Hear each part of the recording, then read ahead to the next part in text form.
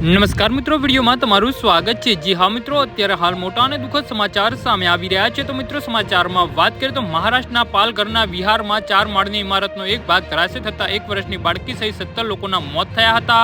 ઘટનાની જાણ થતાં જ એનડીઆરએફ અને સ્થાનિક પોલીસ અને ફાયર વિભાગની ટીમ ઘટના સ્થળે પહોંચી ગઈ હતી। વસઈ વિહાર મ્યુનિસિપલ કોર્પોરેશનની ફરિયાદના આધારે પોલીસે બિલ્ડરની ધરપકડ કરી હતી। જી હા મિત્રો, અત્યારે હાલ મોટા અને દુઃખદ સમાચાર સામે આવી રહ્યા છે।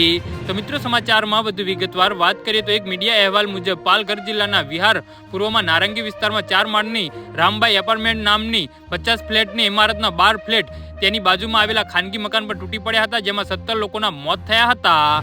જી હા મિત્રો, અત્યારે હાલ મોટા અને દુઃખદ સમાચાર સામે આવી રહ્યા છે।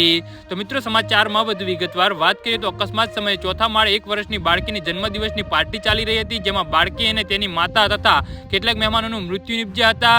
વીવીએમએસના આસિસ્ટન્ટ કમિશનર ગિલ્સન ગોલસાવીએ જણાવ્યું હતું કે અકસ્માતને અસરગ્રસ્ત પરિવારને ચંદનસર સમાજ મંદિરમાં અસ્થાયી રૂપે રાખવામાં આવ્યા છે। જી હા મિત્રો, અત્યારે હાલ મોટા અને દુઃખદ સમાચાર સામે આવી રહ્યા છે। તો મિત્રો સમાચારમાં વધુ વિગતવાર વાત કરીએ તો અમે તેમને ખોરાક, પાણી, તબીબી સહાય અને અન્ય આવશ્યકતાઓ સેવાઓ પૂરી પાડી રહ્યા છીએ। સ્થાનિકો અનુસાર મુંબઈમાં વરસાદના કારણે આ ઇમારતની દિવાલોમાં તિરાડ પડી ગઈ હતી। જી હા મિત્રો, તો આના વિશે તમારું શું કહેવું છે તો નીચે અમારી કમેન્ટ બોક્સમાં જરૂરથી જણાવજો। ધન્યવાદ।